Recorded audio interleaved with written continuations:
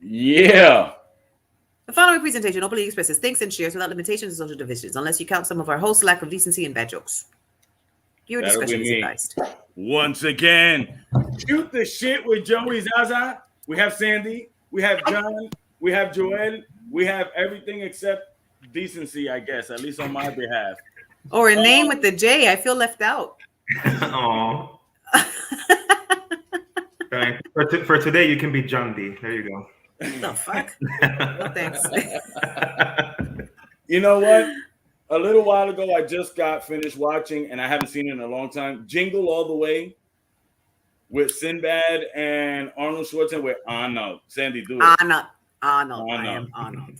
And it's the whole thing. He's trying to get a toy for his kid. It's Christmas time, and not just any toy. No. This is Turbo Man. Okay? Turbo Man, specifically Turbo Man. Could be nothing else. Had to be that one.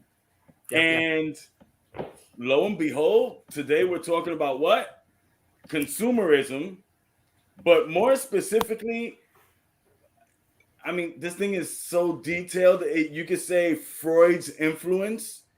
You can say Freud's theories used to. Because right before we start, I want to throw this to everybody who's watching, who will eventually watch. What is it that you like? In clothes and cars and whatever. What is it that you like? Why do you like it? And are you really sure that you like it? And it's not that somehow you were told to like it. That's the biggest ass kicker that we're going to be touching tonight. And as dark as this history, as dark as this whole rabbit hole down psychoanalysis can go, I have to admit, and I'm not a capitalist, you know what I mean? I do like I enjoy having money, so I don't have to worry about money. That's true. You know, Yeah. I'm not a capitalist, but I have to admit, these motherfuckers are genius. Specifically, Freud's nephew to me is almost up there with Spider-Man. Okay, but we're getting ahead of ourselves. What is up with Freud, and what's the connection between Freud and consumerism? Well, that's what we have Joel here for. Okay. If we're gonna start off, we'll just start off by talking a little bit about Freud's theory, but very general, and the things that were basically used historically to promote consumerism, specifically in America. Okay. So why is Freud's theory important? Freud was the first person to sit down and say, this is why people work. This is like, he's the first person to conceptualize behavior and personality and pathology in a way that wasn't just a physician's view. Because when Freud was brought up and when he was studying, everything was physician. If there's anything wrong with someone, you could find it in the brain. There's some physical component to this behavior. Physiology is the only ology that was dominating. Exactly, to explain any kind of illness that includes people who were in catatonic states, people who were seeing things right back in the day. No, mental illness wasn't a thing back then. So it still is struggling, by the way. Oh, definitely, it definitely is. But I think that with the onset of neuroscience, we're making a huge leap again, another paradigm. Now, so Freud was the first one to say, but what if the reason we are the way we are has an origin in any other place? So Freud basically tries to conceptualize the structure of the mind, and he says we have a conscious mind, and that's all the thoughts that we're aware of. And we have a pre-conscious mind. That's where there's information stored that's readily available for us to just take it, just take it back out again and use it. And we have the unconscious mind. The unconscious mind are all those thoughts, desires, motivators, and energies that we're not aware of, but that do drive behavior. So they still influence us. His structure of the mind is very important to what Edward Bernays. Edward Bernays was his name. I know his last name was Bernays. Whatever. Right. His American nephew.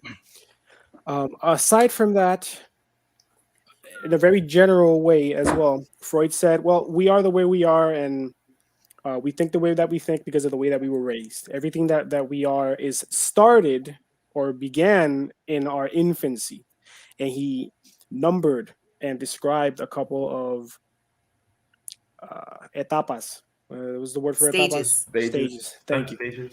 A couple of stages in our growth and our upbringing that whether or not during each stage we have a need, right? He described every stage has a need. You have an oral stage, an anal stage, a phallic stage, a latent stage, and a genital stage. So, and Freud also made most of his theories very sexual, particularly because of the context of his time. And so, if you had a need in your oral stage, that's obviously your oral area. You're hungry. Exactly. The first thing that you need is food, and if you have that need satiated properly, then you'll develop into a normal person. If you're giving too much food, right, then you'll grow up to be someone who's constantly greedy, who always wants more, who's never satisfied, according to Freud, right?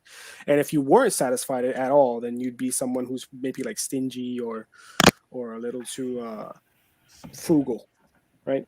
And so on and so forth with all the other stages. We don't have to get into that because they're not really used in what we're going to talk about today. So he was pretty much nurture over nature. Yes, but he was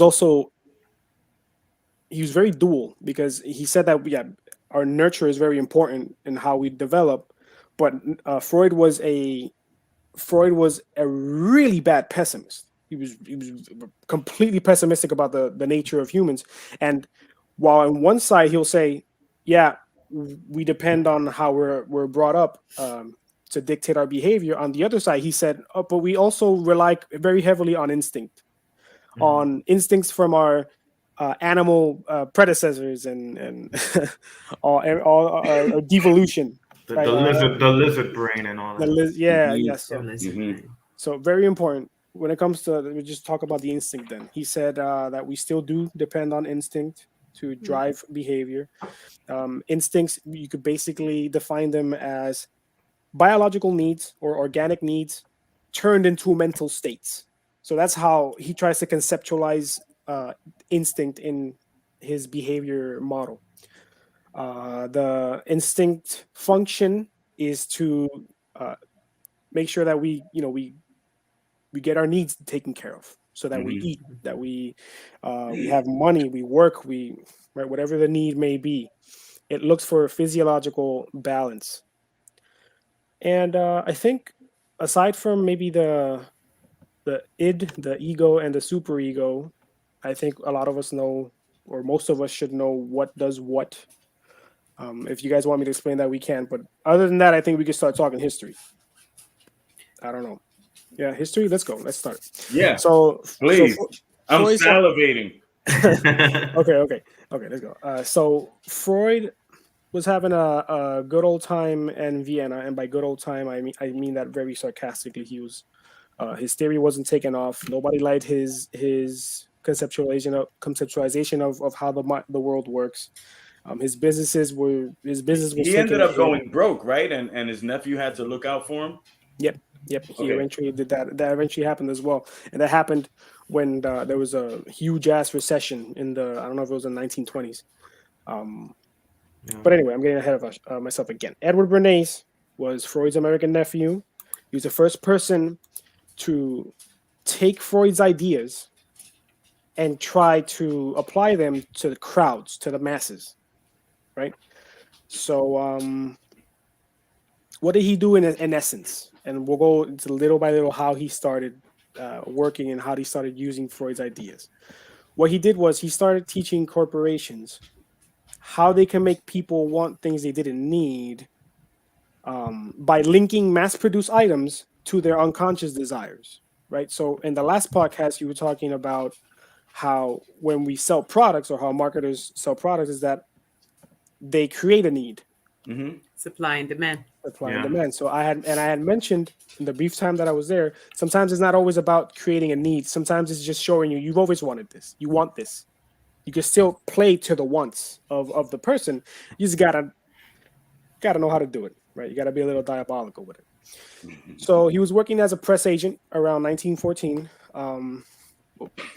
and around that time, America joins World War One, and as part of the war effort, the government created a committee on public information, and what they did was they got Bernays, they employed him basically so that they could promote America's war aims, right? And how was America promoted? They basically promoted democracy, right? They promoted this idea that this whole stereotype that we have that America is the land of the free, and they go, you know, that joke that everywhere there's oil, they go and liberate it. Yeah. Right. That's where basically it comes from. When the war starts, Or America. I haven't heard that one, but it sounds very American. Go ahead. Or fruit or whatever it is, they go and they need some freedom. Agriculture. Yes, sir. Yeah, need some liberating done, right? Because they were promoted during the war efforts as the great liberators. We're going to bring democracy to all and freedom to all. Gotcha. That started during World War One. And Edward and Bernays was behind that because of course he was. He was working. He was already working in that specific field. He was already basically into marketing. So just marketed with politics and with the war effort. It's the same thing. So, I got a brain fart. Okay, so that is called mental flatulence. Exactly. So no. Bernays eventually went on after the war, after it was peacetime. Right after it was peacetime, he had this bright idea. He said, "Well, I thought if propaganda could be used for war times or times of war, it could also be used for times of peace." And that's when he coined the term. He couldn't use propaganda anymore because of the Germans. Right. It was in America. It was already a bad word, right? You can't use that anymore. So he was like, okay. So he coined the phrase "Council on Public Relations." Yeah. That's how public relations came to be. Okay. So propaganda wasn't seen as bad until the Nazis got their hands on it. Yeah. Once it went through their hands, and now that specific word for that is bad. Is associated to quickly associated to the Germans. You can't anything the Germans use is associated as bad, right? You see the swastika. Swastika came, I don't know how many generations before the Germans used it as a Nazi symbol. That symbol, it wasn't always a symbol of the Nazi party. So anything, it's like Buddhas in different parts that actually has. It's supposed to be victory or royalty or something like that. And I forget what the symbol is, but yeah. There's like 7 religions associated to that symbol. 7 different religions associated to it. Like it came before, but again, we associated it, and that's kind of hard to wipe out, right? The history is going to teach that symbol as the Nazi symbol. That's it. So, so Bernays' first experiment. What does he do? He starts thinking, he gets this idea that I want to be able to use propaganda or public relations during times of peace. Well, the first experiment that he did, or not the first experiment, but the most important one that he did was he wanted to get, he was contracted by the president of the American Tobacco Corporation. He's like, yo, we're losing money. By not selling to women. By not selling to women because women don't buy cigarettes, right? Because at that point there was a taboo towards women smoking. So what does Bernays do? He's like, okay, give me a second. He goes, he talks to the most prominent psychoanalyst in New York. I forgot his name. And psychoanalyst comes up with this complete concept. To me, this is the interesting part, how he uses conceptualization of the time. That's the best, most structured psychological theory at the time that's been developed, right? That's the most fleshed out. Doesn't mean that it's empirical. It doesn't mean that there's any evidence to suggest that it actually worked or that it was right. But it was the most robust theory that they had. So the psychoanalyst tells him a cigarette is like the symbol of the penis, and that it drives male sexual power or some bullshit, right? Like psychoanalysts do. They talk about penises and male sexual power and so it empowers the woman if they have one also. So exactly. So he's like, you want to get women to smoke, you're going to have to somehow turn the smoking into a symbol of woman empowerment as well. And by that means that they have their own penis, and who cares? That part isn't important. What's important is that turn it into a symbol. Let's take the essence of it. Turn it into a symbol that they can relate to. Right. Okay. So Bernays takes a bunch of young, beautiful women, and during one of the most popular parades in New York, he has them all light a cigarette and start smoking. And the slogan that he uses, or that they use, is the torches of freedom or the torches of liberation or some shit. And the press was there because it was one of the biggest marches done, and they do that yearly in New York. And people who associated themselves with that sentiment and that idea of these are women being empowered because they're smoking, have to support them now. So it wasn't just the few women that he brought to put on that display. Everyone, and it's funny how you have to. And today, in 2021, they still use that. You have to be in accord with what it is that we're doing. If not, then by definition, you're our enemy. You're completely against us. Yeah, and there's a lot of gray in between.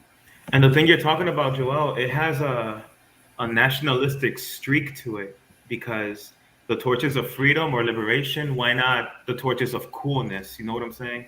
And post World War II, nationalism was like on a 10. You know what I'm saying? So if you wanted to sell something at that time, just slap an American flag on it, say it's for freedom, and you're gonna be sold out in a week. So given the time and the historical context, it makes sense. Yeah, it does make sense. Bernays knew his shit. He knew his shit. He knew his shit, and he knew his consumer. So yeah, this was post-war times.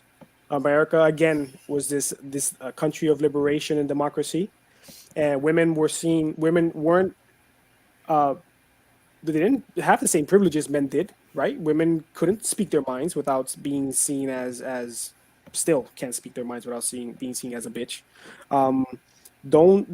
This whole overall privilege that men had at that time of being seen as independent, strong, demanding, and alpha for being rowdy and being outspoken, women did not have at that time as well. So the whole conceptualization about how cigarettes were a symbol of the penis and penis was a symbol of power is all bullshit, right? It's just the way that theory conceptualizes power and that privilege at the time. Today, we could just say, women and men were treated way differently back then, and just being able to feel more empowered was such a foreign thing that it was very appealing for women. So that also links to the episode that we did about fashion and how the women had the 80s shoulder pads that, the further they jutted out to the side, the stronger shoulder they were. And that was supposed to be a fashion statement for empowering women as well. So it's interesting to see how they had all these different tactics to be able to create that image of empowerment. Do you think the exaggerated fake nails nowadays is the same thing? What about the eyelashes?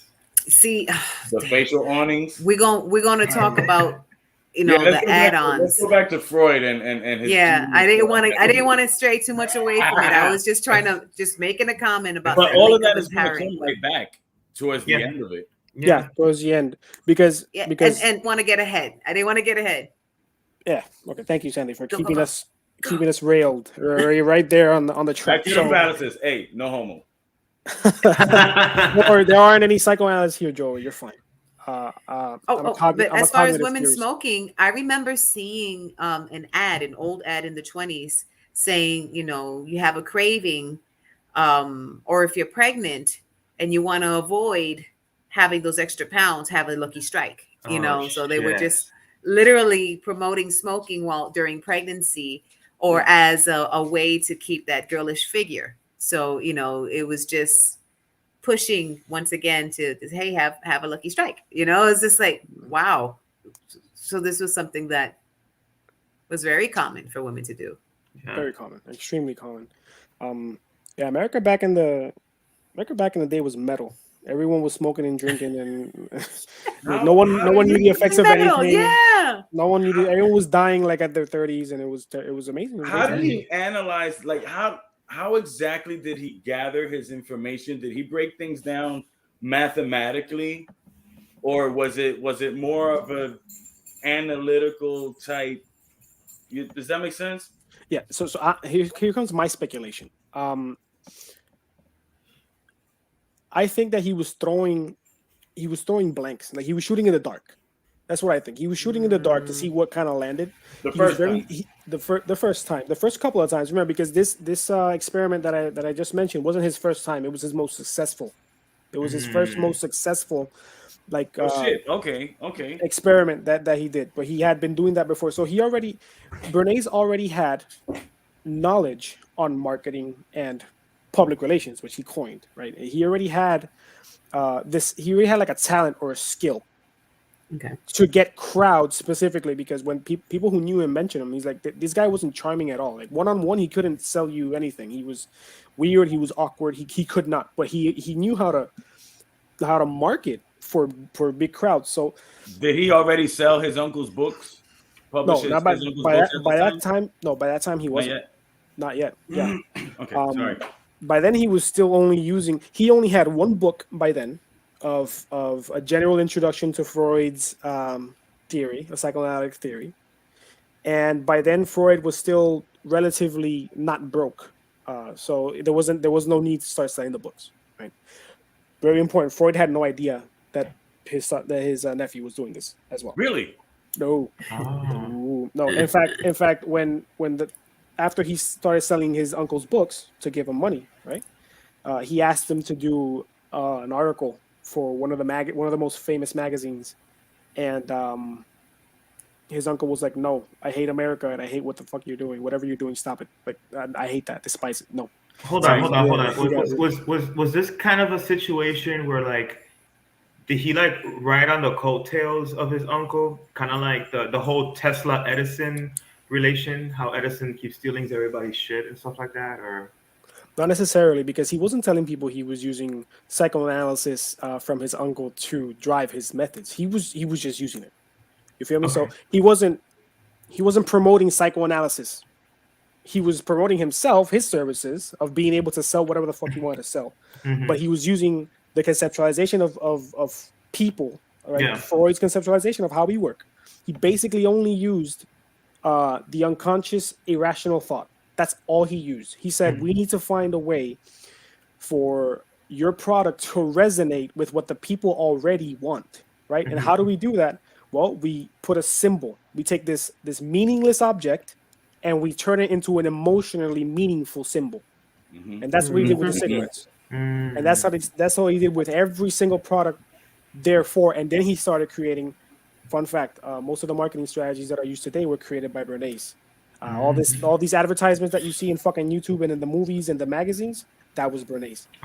Question did he have anything to do, or did he work with that red and white soda that has the Santa Claus every year?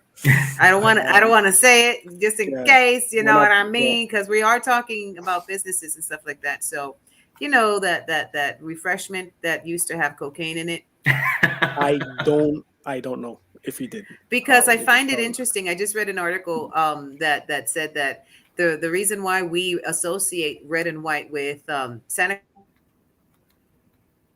is because Claus of that wearing product. A red and white suit is and specifically those colors is because of that product. They are the ones that actually marketed the Santa with a weight problem in those colors so that people can associate that sweet Santa Claus, that, you know, that jolly old man, with their product. Mm-hmm. And every year you see it come back every year. Yep. You know, they've been doing it since 1931, if I'm not mistaken. So before, Santa used to wear either a green or a blue suit, but not red and white. So they were the reasons why Santa has a red and white suit. Continue. Wow. That's a very good point, because Bernays was still active by the 1930s, and World War II happens in 1930 what? 30. Oh, I don't know, because Brittany couldn't make it today. I'm sorry, guys. We tried to get Britt to come in. She's our social studies teacher, and she's very knowledgeable about stuff like that, especially U.S. history. So, damn, I don't remember. 1939. Google it, whatever. We had Google. No, that's World War II. World War One was World War One was 1914. So it's 14 to 18. Yeah. So Sandy said from 19 what? 30, if I'm not mistaken. Yeah. So still before, in between World War One and World War II. So it would have surprised me if Bernays was there for that directly, but his strategies were already being used because he came up with a ton of them. And he started growing it wasn't just him anymore. He started growing public relations as a profession.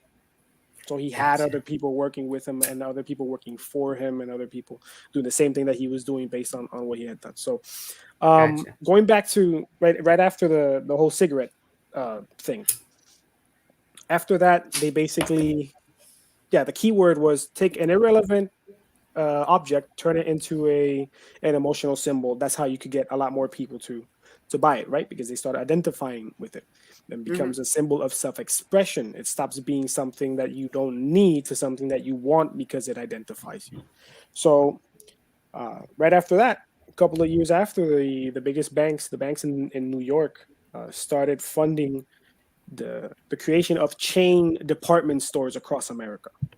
And that's when the World Wars started coming in. That's when the Dwayne Reeds and mass-produced goods. Yep. So Bernays' job was since everything started getting bigger, right? They started producing way more on bigger numbers and so on. Bernays' job shifted from selling the product to creating and producing a new type of customer, and that's the consumer, right? So and he was already doing that. He was already doing that the whole time. It just blew up on a whole other scale.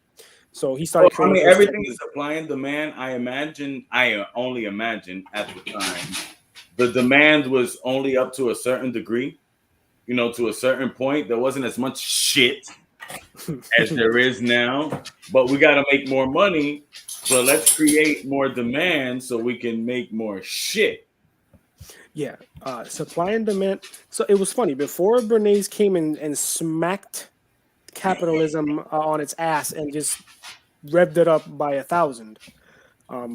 Before that, we're talking specifically about the American people, right? And the middle class, the working class in America, those people weren't buying shit they didn't need. They were buying exclusively what they needed. The only people who were engaging in luxury, were people that were already rich.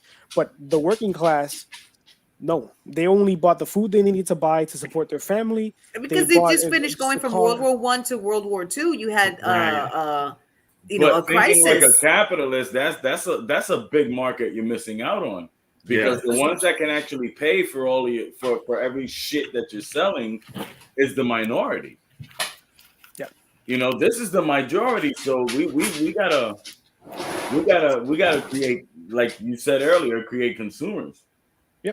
So it stopped going so the basis of the American people wasn't living the American dream. It basically went from being able to have a family, marry your high school sweetheart, and provide for the rest of your life and die, to buy shit you don't need. That completely went around that after Bernays started putting his little psychoanalytic seeds in the consumerist population. So how did he do that? How did he start creating all these techniques? Well, one of them that I already mentioned, he started creating articles and advertisements in magazines, for example. So you'd be reading a magazine that before was just pure content.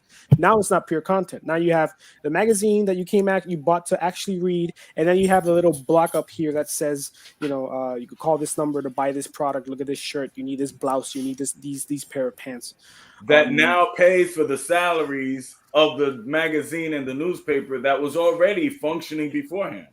Exactly. What else did he do? He did a bunch of them. It's evil, but it's fucking genius. I have to keep saying it. It's fucking genius, B. Yeah, I think we could all appreciate the fact that this one man thought, me as a fucked an entire nation. Yes, that's a lot of power. Exactly. I mean, it's terrible. Generations. But you know what? Okay, I'm gonna sound like an asshole for saying this, but I'm fucking used to it, so I don't give a shit. individuals can be Censored. very smart, but just in general, too many people together act stupid, and they're always going to make the most irrational decisions possible by instinct.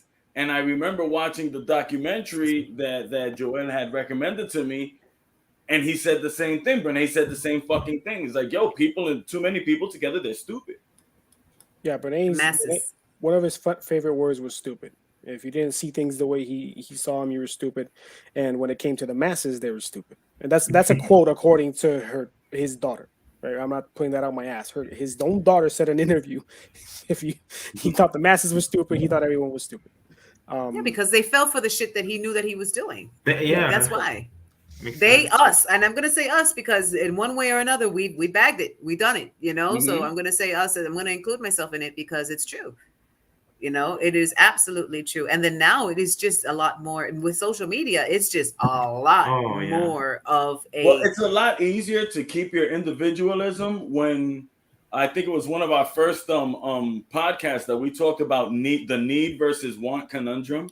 Yeah. Yes. And if you're constantly debating whether or not you need or want it, you avoid falling lots of times under those category of the masses or the stupid or the consumer, the need. Let's say it like this to not be assholes about it. The needless consumer.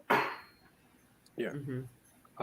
There's a big problem with that, and Brene saw through it. So Brene's right. So we skip ahead, right? Brene is basically creating a damn empire by manipulating the masses into thinking that they need shit that they don't need, or not really creating a need, just saying you want this.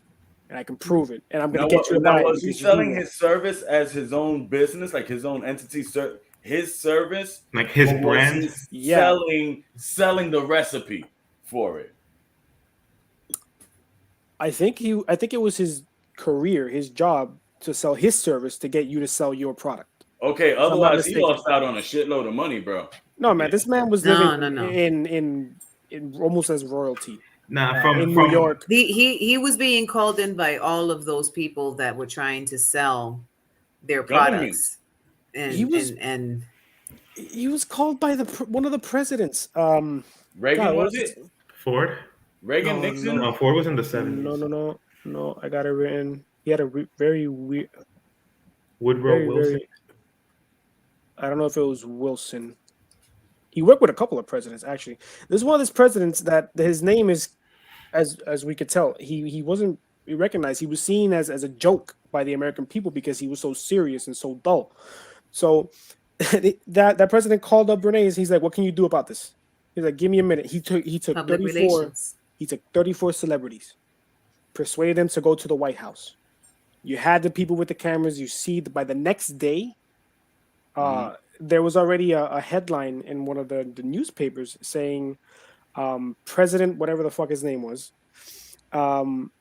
entertained celebrities at the White House, almost laughed. People were happy already. His public vision went up again. Just by doing public that, acceptance. Yeah. That's it. Something President Coolidge. Almost laughed. That was his name. Coolidge. Oh, Coolidge. Okay. So, yeah, I know him. Yeah, that's my cousin. Yeah, sure. These are all the last names. Oh, that was a president because they're named after schools or business or buildings or something like that. And this is like, okay, that's the guy. Yeah. He's president. Great. Okay. He did things like that. So you had celebrities coming in to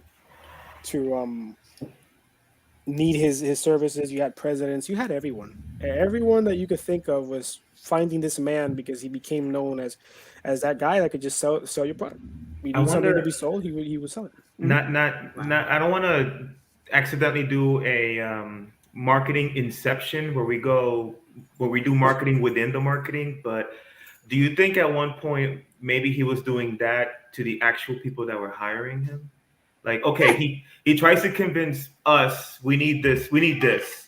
But what if maybe he was trying to convince the company, hey, you need to make this to sell it. If only you can find somebody who can sell it for you. Oh, hey. Okay, I have no knowledge if he was into actually creating products, but I see what you say, And I think he marketed himself very well. And the truth of the matter is he marketed himself very well. Because he kept on doing this until he was successful. Because he knew he was onto something. And then, once he became successful, they're gonna ask, how did you get them to do that? That's it. That's all he needed was that one success in order to be able to be mentioned. And the next thing you know, people are going to start knocking on your door. How do you do this? From what I'm hearing, okay, he's good in all that stuff, but his sense of branding is definitely up there too.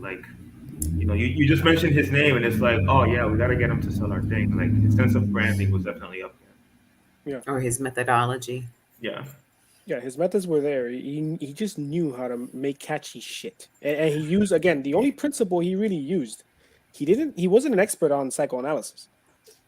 He just used the idea that people have unconscious desires, and that if you could poke at that and market your product to that, you could sell it. That's all he did at the beginning. So all his stuff was just pure mind fucking. None of it was going through. No. I mean, none of it was actually doing the math. No. Oh, I'm sure. No, there was no math. There was no psychoanalysis. Remember, many people of these are from this community. So many, because those are things that are used right now.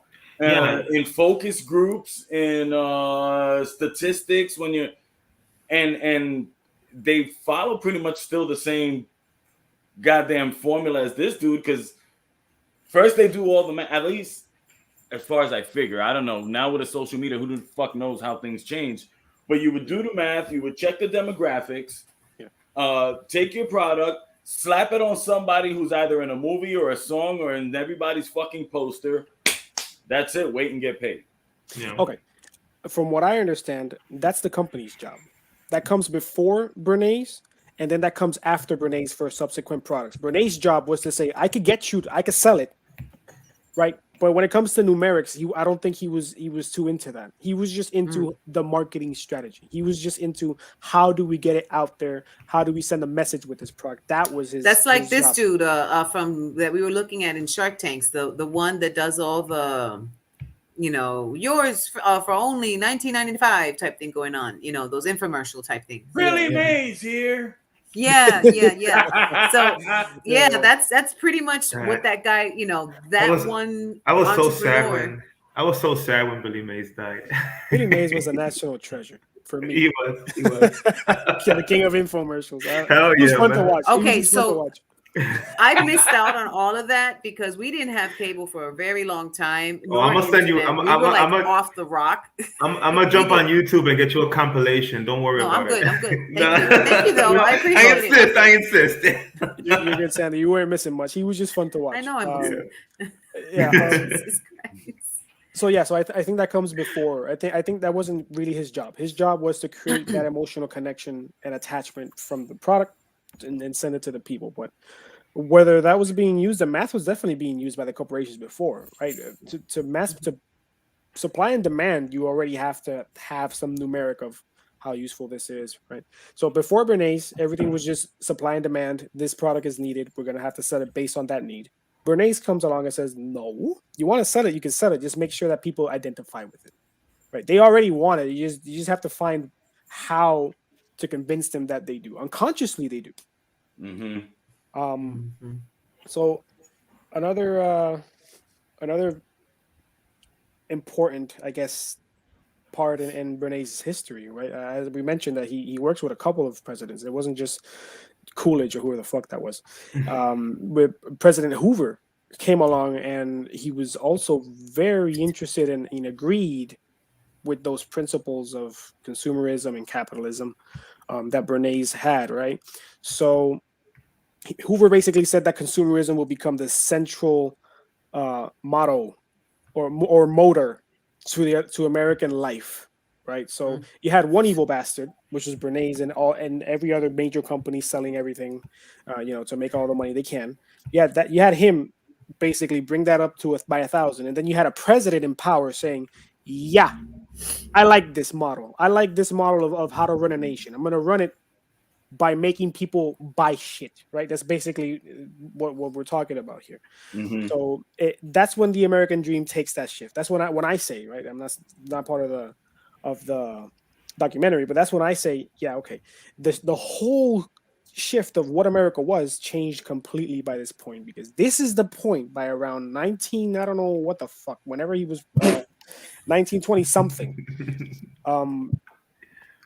That's when even the government started saying, yeah, we're here to make money. This is the way we're going to run our country, by making it the most powerful is just selling things. That didn't last forever. Obviously, there were a couple of market crashes, right? There was a couple of recessions, and the need for Bernays and his tactics and his services were no longer needed. In fact, they were starting to become scrutinized, and everyone started going after the big tech companies, right? All the big marketing corporations and stuff. So he fell from favor for a while. Along came, which president was? I don't know if it was Roosevelt after that. I'm really bad at history. The next president came along, had a completely different view of Bernays. He had the opposite view. He said, no. We're gonna have to do to get the public's favor again as government. We're going to have to conceptualize them as capable creatures that ought to have a decent relationship with their government. They're capable of making the right decisions. They're capable of voting for the right people and for having their voices heard. They shouldn't be manipulated in a shadowy scheme behind the scenes. So he went on a campaign to further basically destroy this public relations as a company, right, or as a service. And he started making surveys and commercials, literally saying, this is what has been happening for the past decades. This is how marketers and businesses get you to buy things. They're trying to manipulate you to buy things that you don't need, and basically bring down, or he was creating more awareness with the public, right? And saying, this is how marketers get you to buy things, and it's not right. It's not ethical because they're manipulating you. What is it exactly that they're attacking in the mind of the consumer in order to make them want it? Like self-preservation. That can be taken so many ways, because people hate to be sick and hate to be humiliated. So right there, you have every medicine, every makeup, every cream, every bullshit sit-up machine. Okay. And something as simple as those Walmart 1999 sit-up machines that really doesn't do dick, sells a shitload of fucking money a year. Yeah. So does he do something like that, like attack? There's specific parts of the mind that I'm pretty sure for certain products he has to attack. It can't be just as simple as saying, well, let's make them want this. How do you make them want this? I find it to be a fucking genius, and I'm trying to build my own business. Fuck that. And I'm being real. I'm being real. It's really fucking interesting. It is. It is. When it comes to the exact detail, from what I'm aware of, it depends on the product. Let's talk about clothes, for example. How did Bernays get all these chains to open up and to sell different clothes? Back in the day, everybody looked the fucking same. In the 1920s and shit, everybody had their same overcoat, their same layering. Everyone was wearing browns and I don't know the exact year that they changed it, but did you know there was a time where there was no difference between the right and left shoe? Wait, what? They didn't have like the arch and shit? Nah, bro. Right and left shoe was the same fucking thing. Good. Holy shit. Screw your comfort. Yeah. Yeah, fuck your arches, bro. Fuck your articulation. Hey, I don't know when that happened, right? But the picture that I'm painting, we're clear on that, right? There was a time where everyone were wearing the same colors. Everything was a standard button shirt, polo, t-shirt, tidy whities, the straps, slacks, straps. Everything was literally this. Everyone was looking almost the same, right? So how do you sell different clothes then? Well, you sell the idea that if you dress differently, that you are therefore somehow different and somehow interesting. they started selling that. They started selling, you're an interesting person. If you wear the same thing as everyone else, you're boring.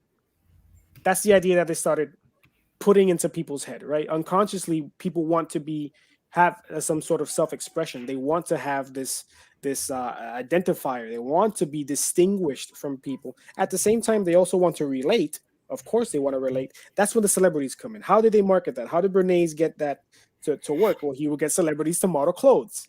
Mm-hmm. And then not only would he get celebrities to model clothes, he'd have celebrities talk about why you, the person watching, wanted to buy these different clothes. And that's the same spiel that I just said, that you would be interesting if you do X, Y, or Z. I'm sure that all of you are interesting and creative in your own way, but you're not expressing that in your clothes. So therefore, what are people seeing? Right? So if you really do want to express that you're the interesting person that I know you are, buy different clothes, fucker. That's how you get them, right? So it also depends on the product that you're trying to sell, right? And that comes again with the basic understanding of, at least in Bernays' case, of the unconscious irrational desire. That is an irrational thought, I would say, right? Or it was back in the early 1920s. You don't need different clothes to express yourself differently, right? Talking is free. You could talk differently. For example. You could work a different job. You don't have to work the same job that everybody does. Mm-hmm. But I mean, I do believe that I don't know, who the fuck knows, right? Maybe I was programmed by this bullshit too, you know. But I do believe that we as humans are meant to seek to be individuals. Mm-hmm. Our DNA, our fingerprints, you know what I mean? We all have something different. Yeah. You know, so we're all going to express at least one thing differently. How would the modern day consumer be able to distinguish whether or not they're being made to like this or if they like it themselves? So, you know, not all bees go to the yellow flower first. Some bees rather go to the red one first. Mm-hmm. You see what I'm saying? Everything on this earth that's alive has a preference of something. Mm-hmm, mm-hmm. Yeah. So I've seen it happen with many different products, movies, especially music. We're not gonna fucking get into that shit, but especially music. You know, I've seen it happen right in front of my eyes and think, like Bernays did, these people are fucking stupid. How can they fall for this? Yeah, me too. This is being fucking fed to you, even in your sleep, in your ears, in your nose, in your mouth, every fucking orifice you have. They're shoving this shit in there. Dude, what are you doing? But it's unconscious the way I do it. It's just there's that moment of something stinks of. You know, so how would the modern day consumer know? Because there's Sandy, correct me on this. There's a saying, and I think Eddie Santiago used it in one of his songs, La pobreza crea humildad, or something like that. La humildad de la pobreza. La humildad de la pobreza, the humbleness of poverty. The humility of poverty, yeah. Yeah, and it does help because you're like, okay, I don't need that. You know, I can go out and buy seasoned meat. The fuck are you saying? I can't season my own shit? Right. Yo, come buy pastrami. I got the best pastrami around. No, I got the best pastrami around. I'll just wait until it's the season and I'll make my own. Right. You know, that making of your own because you had to at one point leads you, at least in our case, or I'm going to say in my case, I'm just going to speak for myself, leads you to not fall into a lot of shit. Mm-hmm. But how would the general public be able to tell if they're being conned into something or not? Well, so here's the problem. The context matters. The historical context matters, right?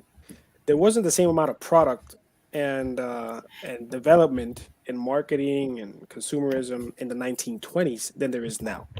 Right now, where we're living at, there's something for everyone. And I mean that literally. Yeah. So whether you know or you don't know what the fuck you like now, you will find something you like eventually, whether it's by being exposed to it long enough or relating to it somehow, right? Whether it's the way that it has been marketed to you or something that you learn or the people that you're with. So right now, that's tricky, man. Right now is literally just, we go back to square one. Do I need this? Yes or no? Do I like this? Do I want it? Sure. Why? Right? Introspection. Start learning why you like need things or want. Yeah, it's need or want. You need food, shelter, security, and I mean, I could even. Well, then again, I'm very musically inclined. Hello, I have drums and congas and all that shit. You know what I mean? Yeah. But 2 turntables. I can still, me personally, I can still say that music falls under need and want due to the fact that music is something that influences your brain directly. It's not indirectly. It's a la solta. It can make you happy. It can make you sad. It can turn you into a rage. It can calm you the fuck down. You know what I mean? It can help you do math better. You know, boost your cognitive mind. It can make you just go completely ignorant.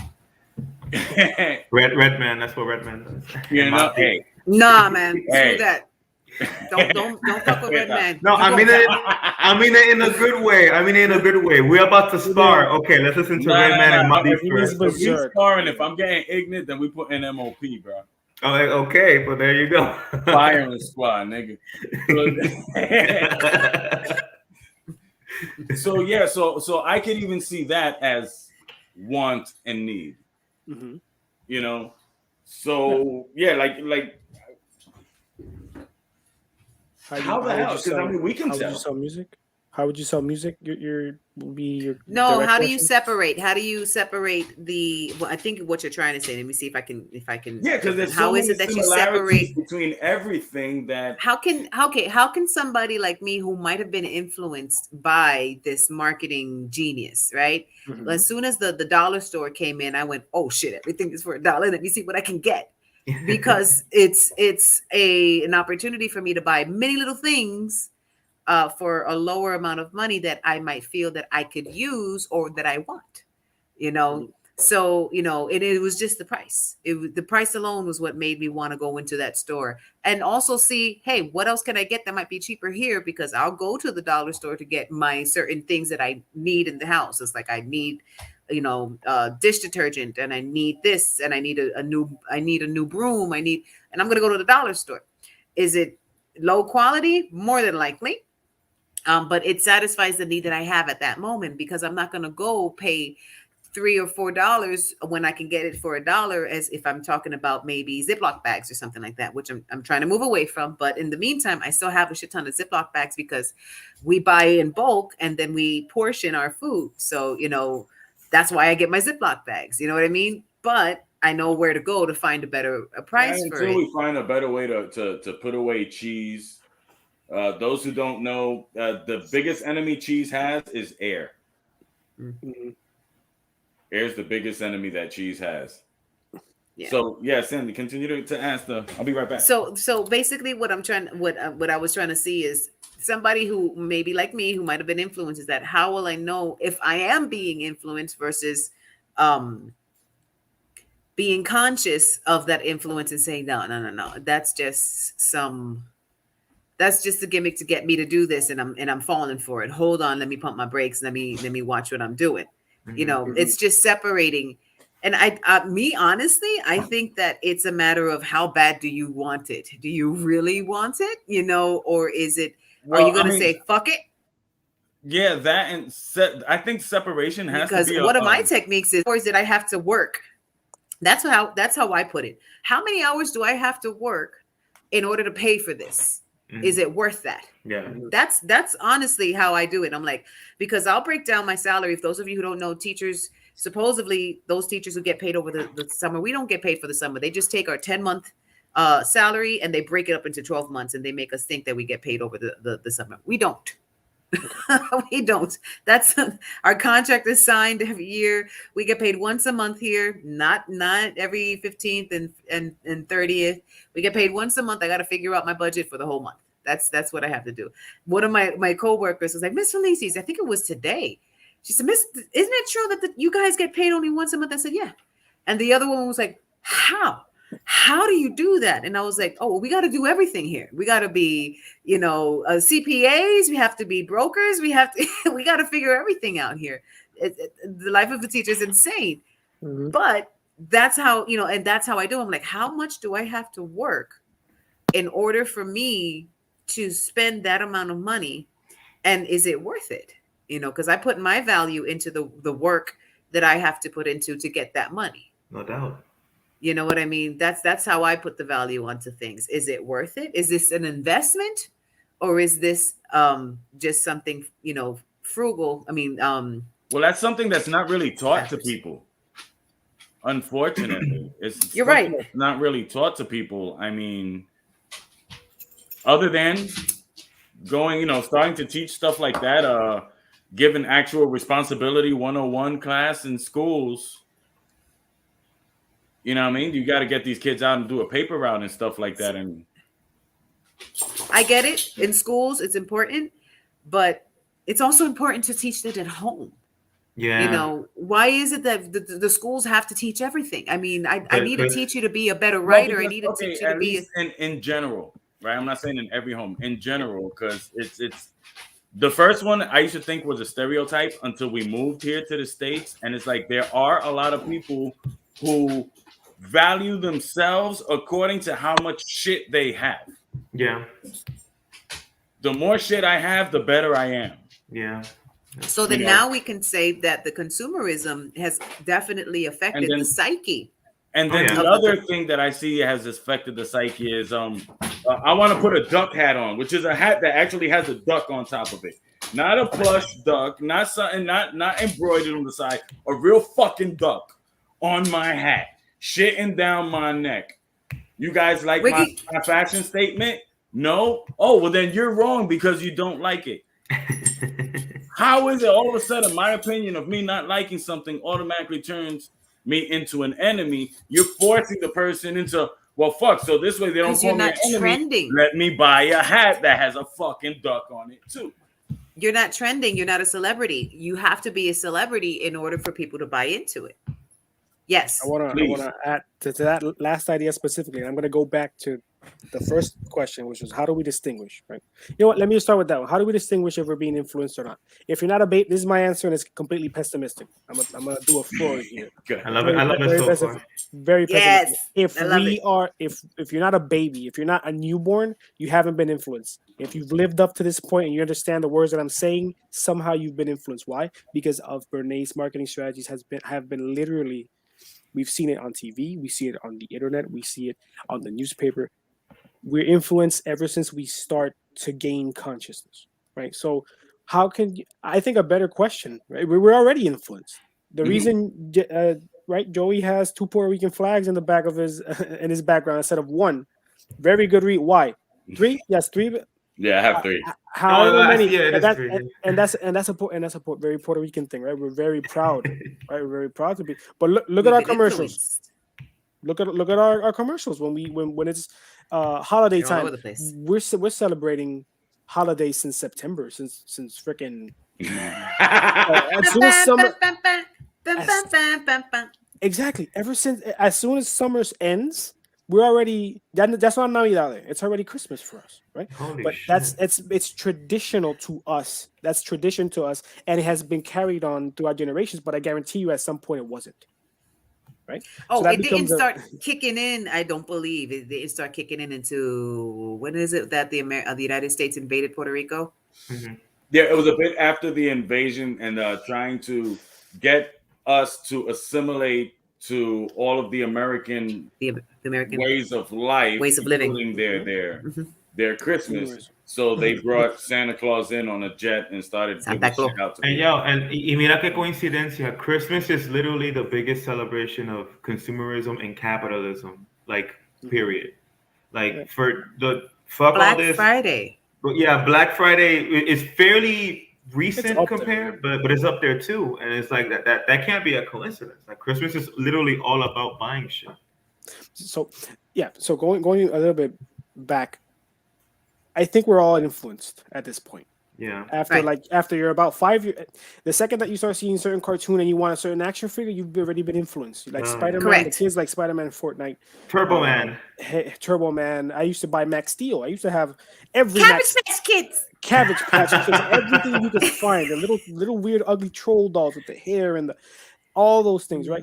Oh, they were cute. The trolls were cute. They were disgusting. Anyway, they were cute. You had Teletubbies. That was disgusting. Okay. Teletubbies are the stuff of nightmares. I don't agree with that cute bullshit. That they were demons. Nothing. So we've been influenced. I think a better question or a better exercise to do is really what Sandy already does, and what most of us do is, how much do I need this? How much of a function is this product going to serve me? Right? If I buy tackies that are blue, I don't have a need for this. Like it's I like spicy food, but I don't need to buy it, right? I know I'm conscious that I'm doing more harm than good to my body. It's just un antojito. That's all I do for, right? I don't go out and I buy a box of 50 fucking tackies though. Right. Right. I don't spend $20 on those giant boxes that bring like 100 bags. It's the exercise. How the fuck do you know how much it costs? Because at one point I did buy it. Knowing I didn't need them. This whole podcast just stinks of hypocrisy. I don't like it. Oh, no. You can recognize it. That's not hypocrisy if you recognize it. Okay. I am willfully buying shit I don't need, and I'm conscious about it. Fine. Okay. But again, that's the best exercise to do. If you feel like you're being too manipulated into something, it's like, well, take a look back at how much money have you spent on X, Y, or Z product, right? On a subscription. Do you really need this? A lot of people have every streaming service subscription under the sun, and they don't fucking use half of them. Yeah. Right? Really go back and see. Do you really need Disney Plus? How many of your people in your family use Disney Plus? When was the last time you logged into your fucking account? Things like that, right? So it isn't whether or not we've been influenced. I think we have been. And I think we will continue to be, because Bernays and all the major companies have set us a precedent, at least here in the West, that is going to last until the sun implodes on itself. It's going to last. It's already part of the science of selling. It is. It's a part of, and it's part of culture, right? Because what Bernays ended up doing was creating a culture of consumerism. It wasn't. It's not just the people individually. It's a culture. Now let me ask you: do you think it can be done consciously? Not being an evil prick about it? Ethical capitalism? Yeah. I mean, sure. If money is not evil. Money is not evil. Look, dude, I live on the coast. You live in the mountains. You need fish. I need wood. Yeah, okay. You can bring the wood over, but by the time the fish get to you, they're fucked. You have to have something in the middle that means this is equal to whatever. So currency itself is not bad. Right. Yeah. It's what we do for and how we use it that changes the whole game. Yeah. So my question: do you think you can actually be ethical about the whole thing? I guess instead of mind fucking the consumer, you make love to them mentally. You need to rake them ever so gently. No, is it ethical? It's not going to be ethical, man. It's not going to be ethical, because the second that you're manipulating somebody's desires for something, you're tying that to your product. If it doesn't have to do with that emotional attachment at all, you're already being snaky about it, right? You're being slimy about it. I feel like kind of piggybacking off of that, like in layman's terms anyway, capitalism and consumerism, the end goal is the bottom line. Layman's terms, capitalism and consumerism. Right. I mean, that's not funny. Well, fine. In kind of sort of layman's terms, capitalism and consumerism, it's all about the bottom line. Period. Like, I have to lay off 300 motherfuckers so that I get my year-end bonus. I'm not gonna think about their families and this and that. I gotta get my motherfucking bonus. Yo, pa'l carajo, go find a different fucking job. Bye, get out of here. So, like, if for it to be ethical consumerism or capitalism, money can't be the end goal anymore, I guess. And then at that point, is it still consumerism and capitalism? So, like, como no cuadra. Well, if you think about it, for most people, including people who use these techniques on consumers, money's not the end goal anyway, because all they want is to buy bigger shit. No, but that's the actual consumer. I mean, like the ones who move along that engine, the companies, the billionaires, the CEOs, the motherfuckers in front of yeah. Okay. Yeah. No, so you're not talking about the workforce. You're talking about the people who own those companies. Exactly. And the one who keep it chugging along, because the consumer, like us, we build it up and make it buy possible. the most expensive shit that they don't fucking need. If your product has almost zero functionality, no purpose, no reason to exist other than to make a quick buck or to get money, then that's unethical. If you make a product that does serve a purpose, can be used and does have longevity, right? And you're still not scamming people out of it, right? You're making it at an affordable price with that. Well, all those good intentions, you can still be, I don't know, a multi-billionaire selling the next great invention for the household without having to manipulate people's points of view. I do too. There have been plenty of companies that gone under because they made too good of a quality of a product. Yeah. Nobody else needed it. And so they built the machine once. The machine stays alive.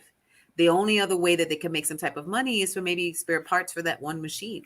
But they can't keep on making that top dollar sale. There is a tactic that has been used for a couple of decades now.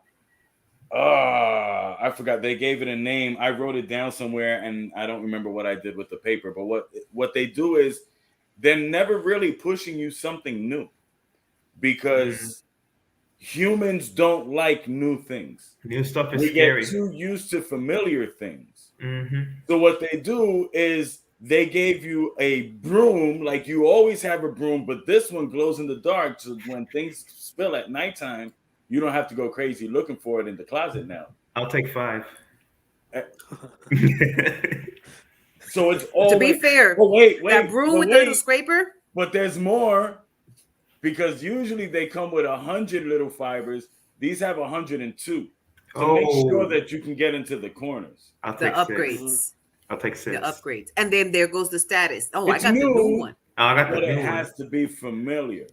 Yeah, that came from Bernays too. Bernays, God damn it! Bernays, I'm telling you, my man was a fucking genius. Yeah, once he kind of hit it, obviously he hit a plateau, right, with what you could sell and everything. So he started breeding the unconscious idea of expecting the new thing to come out, which was, not entirely new, but the upgrades. So he he literally created the hype. Oh wow, that's crazy. Yeah. Use the original hype man. Okay. Business Flavor Flav. Can I have one more thing? Can I say one more thing? No, please. Yeah. No? Okay. I guess I'm out. No, I'm kidding. The other question that was being asked that we completely sidetracked off because I answered the first one. It was about the duck hat, the duck shitting on my neck and having a duck. Why is it that if I have this duck hat and you don't like it, then right? If we take Bernays' principles and put it to that, why is it then that duck becomes a statement? Why is it so important for that duck hat? What is the meaning that it has, right? For me to say that if you don't agree with it, then you're other and you get scrutinized and you get set aside and you get attacked until everybody else gets the duck hat. Right? It has to have a meaning. It isn't just a statement. There's a meaning behind it. It's somewhere. I don't know if it's political. Well, I don't know. Sometimes it's just to be completely different, or because you see things different. Look, I'm gonna give you a quick story. Yeah. I used to wear, when I was in high school, around maybe 10th or 11th grade, I started wearing sweatpants with boots. Right? Really sweaty. Look at John's face. He was like, what the fuck? That's a faux pas if I've ever heard. And Buchao, you know what I mean? Some baggy sweatpants with the boots. And I'd always make sure that they would match and they look dope. Wait. Like Tim's, construction boots, just brown shits? What? No. Brown leather shits. Okay. You know what I mean? See how that changed? Open and all that stuff. Boom. And it looked tight, you know what I mean? Especially to go out. And it took about 2 years for everybody to start getting on it. When everybody started wearing it, I stopped wearing it. Mm-hmm. I was just tired of everybody saying, look, man, that doesn't go together. That doesn't go together. Really? Watch it. Boom. Why am I looking flyer than you right now? Oh, shit, it works. Hold on. I'm going to start doing it. No, I'm going to stop doing it now. I'm good. But at that point, you got to consider... My tail should have been a lot longer. What happened? Every reggaetonero in Puerto Rico started leaving a fucking tail. So I cut mine off. My daughter went ape shit. She was mad as fuck. But I couldn't have it because now I was starting to be identified with them, even though I was 30-something when I cut it off, and I've been growing it since I was 4. On and off since I was 4. There are things that do come through artistically or just because people want to be different. Now, that's an emotional tie, though. It still is. That me being distinguishable. We go back to the celebrities that Bernays would take and say, "Hey, you guys are all dressing the same. Why not dress differently? I know you're creative and you're different and you're your own individual. Why not express that through clothes?" Right? There's still an emotional connection to it. Joel, and what about just the whole like no offense, Joey, but kind of sort of like having a contrarian streak in your personality? That can kind of be taken advantage of, and it's something to be considered too, right? Could you explain that? Well, first of all, I have about 7 different personalities, and they all think you're a fucking cunt. Well, okay. I mean, a contrarian streak. We love you, though. We love you, though. You're a fucking cunt. Okay. A country like people. I mean, everyone has different levels of it, but people that are contrarians, people that the 10th man, the one that wants to do the opposite, actively go against the current. Like, oh, everybody hates Trump. No, exactly. Because hipsters are doing the same thing as other hipsters are doing. Exactly. So like everybody you should know. Defiance disorder. Okay. Okay. Sure. Okay. So yeah, so that's one thing maybe to consider. I don't know. You can consider that, and I would guarantee you, if Bernays would be alive, he'd find some way to sell to that person as well. Yeah. He will sell to the idea of you are being different if you buy this specifically. He'll get it. He'll get it. It's easy. He just got to put a Spider-Man logo on it, and I'm done. Yeah. Or Zelda. Yeah. It has a Spider-Man logo, and everyone hates it. Joy will be first in line to buy that shit. No, but that's a good point, and I think, when it comes to Bernays' history, where we left off was when that last president that I mentioned came along and started trying to bring consciousness to the public and show them how the corporations were manipulating the masses. Bernays hopped on that shit and said, "Oh, really? You're going to make a more conscious public?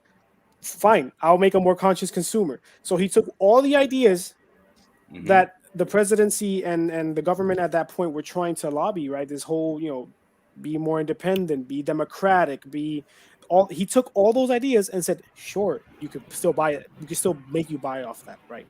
So he just reverse Uno carded the government and came back into power, because that was after his shit fell off. That was after the stock market crashed and everyone was in a recession and people weren't buying because people were fucking poor. Yeah. No. He just took it back. So even when it comes to the contrarians, people who are thinking, I want to be different for the sake of being different, you'll find a way to market to those people as well. There's marketing for everything, man. It's fucking insane. That's true. Yes, it's literally broken down into a science. I remember I once saw you get a degree in it now. Of course there's no, exactly. Yeah. I've done some like marketing 101 in college and shit, and it's crazy. And it's literally Question. I gotta. All right. Hold on.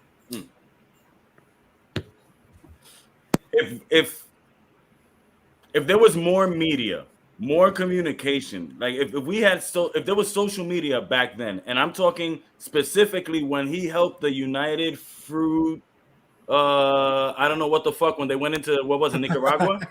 You know what I'm saying? Yeah. There was a lot of information that was not going back and forth in that era. If there was proper information, if there was social media, do you think he would have gotten away with the same thing? No.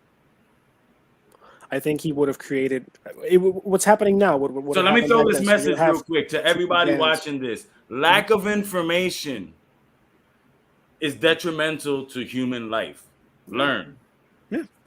So what you're saying is, and what we're seeing now, there's a huge divide, right? You have people that are more right leaning, more people who are more left leaning, and everybody has an opinion on fucking everything, right?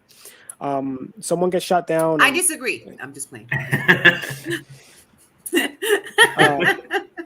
So everyone has a fucking opinion on everything, and like Sandy, they can disagree, and you can agree with what happened, what really happened, and we come to a consensus, or at least the idea is that we come to a consensus when all the information is brought out. I mean, that's the idea. A lot of times we don't. I don't want to get political, but there have been a lot of shootings recently that have divided people into, left leaning and right leaning. No, this wasn't justified. This was justified. Blah blah blah, and all the information comes out, and it's completely seeing, oh, this is legal. This was done legally. This was done either self-defense or the opposite. This was done completely wrong, right? So now let's penalize the people involved. And there's still people from both sides saying, "Oh no, why?" Right? They're still divided, but at least there's some sort of a consensus, right? The people who aren't that psychologically rigid can sit down and say, "I was fucking wrong." Whoa, shit. Well, that sucks. Okay, let me take this new information in. And so going back to your question, yeah, there would have been that polarization would have happened, right? And you'll have the people who are happy consumers, right? People who are who love the government and think the government can do no wrong would have been like, that's the blunder or whatever. And then you have the other people saying, hey, we need to start questioning our government. This isn't right. This we're basically invading places and we're manipulating. I mean, there wasn't no basically anything. It was very obvious. It's okay. Those who are watching us that live or further down the line, it's very to what happened there with the whole coining of the term Banana Republic. And putting in and taking out dictators because of one company that wanted to rule the fruits in that place. Yep. United Fruit something. I forgot the fucking. It's not corporation. United Fruit Crow. United Fruit Corporation. It's very similar to all of a sudden another country saying, you know what, we can make money off of all the oranges in Florida. Go in, invade, shoot everybody down, put in a dictator, and then say, you know what? Don't worry, U.S. I'm gonna help. But that's what's happening in Sudan. That's what's happening in Sudan right now. Still happening. None of this is really changed. That's what happened in the opium wars with England and and China, where it's like people who don't know their history are doomed to repeat it. Exactly. Yeah. Like it happened with the opium wars too. So once again, going back to what Joey says, ignorance, inform yourselves, and so that we can preserve human life. We can preserve what is, literally what the essential is. That what the pandemic should remind people of is the importance of good health and the people who you're surrounded with, because you had some people who, luckily, like I'm going to speak for Joey and I, we were lucky that we were able to quarantine with each other. It made our relationship stronger. We were able to see things, very, very clearly, help each other with seeing things. And we took full advantage of it and we bonded. Our dogs have bonded with us even tighter because they've already gotten used. They panic if we are away from the house for more than 2 hours. They're like, what happened? Where were you? So, it's just literally our family got tighter. But there are also people who either come to the realization that they are not happy with their surroundings. There are other people who were trapped in their surroundings, so. And then there are other people who believed one thing until they found the contrary, found themselves sick and then lost their family members and they couldn't even say goodbye. So obviously for a lot of people, it still hasn't hit them because it hasn't affected them directly. And in that case, believe what you want to believe, right? Because you have the choice of believing or not believing. Believe what you want to believe. But the truth of the matter is, even if the numbers are exaggerated or not, they don't lie when you're talking to people who are in the front line in the hospitals and they're showing you the truth. Hey, people are getting sick. There's something going around. and we gotta take care of each other, and we have to take better care of our earth. Right now, I don't know, for those of you who might be over in Puerto Rico or might have heard, we just finished going through a tornado last week that ripped a new asshole in Kentucky. And they're, the death toll is in the 70s. They're expecting it to come up, and because there's still at least, I don't know how many people unaccounted for that they still haven't found through the rubble. We're in the middle of December. Our winter solstice is going to start on Monday, and yet we're having tornadoes. And so climate change is another issue. So taking advantage, and then all the consumerism. What does this have to do with consumerism?